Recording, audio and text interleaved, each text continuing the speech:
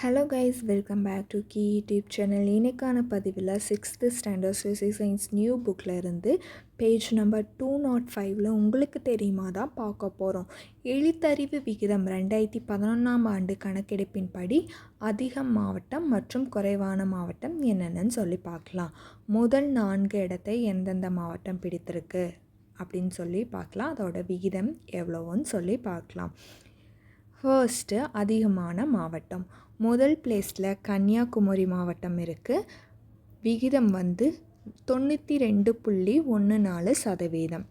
ரெண்டாவது பிளேஸில் சென்னை இருக்குது.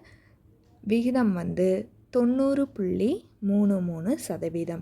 மூணாவது பிளேஸில் தூத்துக்குடி மாவட்டம் இருக்குது. 86.52%. நான்காவது பிளேஸில் நீலகிரி மாவட்டம் இருக்குது. 85.65%.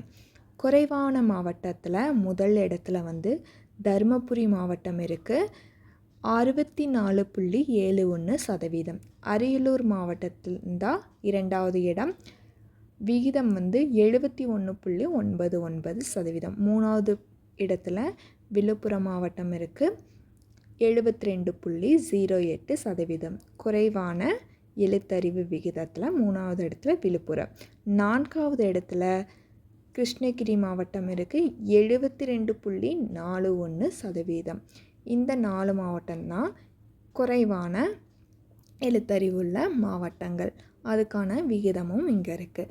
அதிகமான மாவட்டத்தில் கன்னியாகுமரி, சென்னை, தூத்துக்குடி, நீலகிரி முதல் 4 இடத்தையும்.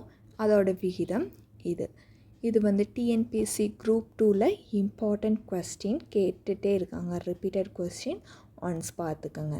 Thank you guys.